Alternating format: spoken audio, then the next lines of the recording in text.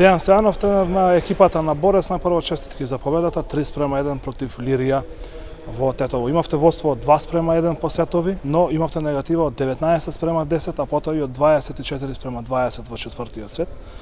Успеавте да направите, можам да кажам, слободен епски пресврт и го добивте сетот со 26-24 за конечна победа од 3:1. Како сте вие задоволни од тоа што го одигравте денес во Тетово?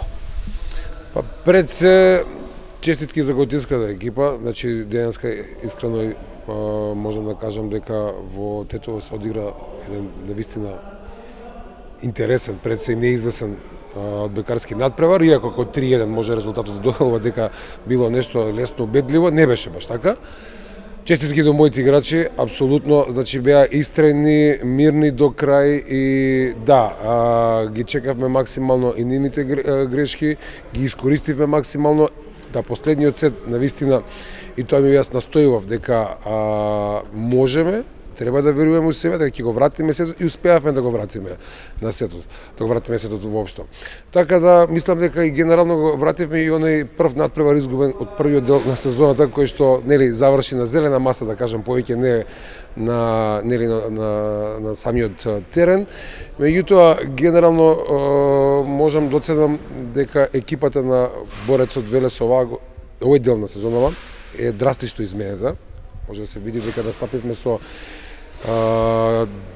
тројца младински, да кажам, потенцијални репрезентативци и со тоа можам да потврдам само големото задоволство за оваа победа, затоа што беа истрени, беа у моментот исполнителни и на крај ете се радувавме на овој резултат 3:1. Го споменавте првиот надпревар во Тетово во есенскиот дел, тогаш Лирија направи еден сличен ваков пресврт од меч поен за вас до пресврт и победа од 3:2. Кажавте и самите, видоизменет состав имате, неколку млади одбекари настапија за екипата на Борец денес, за разлика од тој надпревар кога бевте поискусни со интернационално засилување. А што мислите, што беше клучно, односно различно од тој надпревар и денес за тога што загубивте, а денес победивте? Знаете како, првиот дел е, да кажам, со различен притисок од аспект на влеземе во тие 6. Значи, императивот, како императив кога постои и кога ќе им наметнеме на, да кажам, условно вие релативно млади играчи, доаѓаме до ситуација, нели, стравот од одговорност, значи на грешката и така. Денеска влеговме од тој аспект многу растаретени.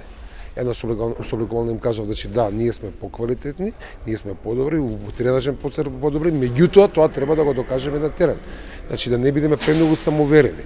Така да немавме некој императив, да, победата си ја сакавме, ја чекавме, ни дојде, меѓутоа мислам дека тој беше едно олеснување, а од друга страна во текот, да кажам, од почетокот до она мој систем на игра кој што нели го успеав да го наметнам, да кажам, на самата екипа и на играчиве, требаше време.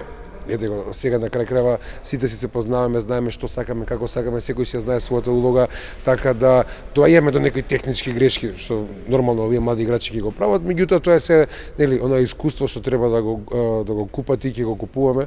Со тоа што баш се надевам дека ќе бидеме пријатно изненадување во овој втор дел.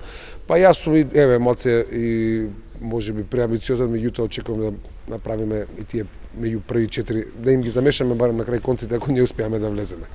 Стојанов, ти благодарам и многу успех во продолжениот сезоната. И благодарам и вас и баш ми е драго што давате овака голема поддршка на одбојката воопшто, па поготово во Тетово.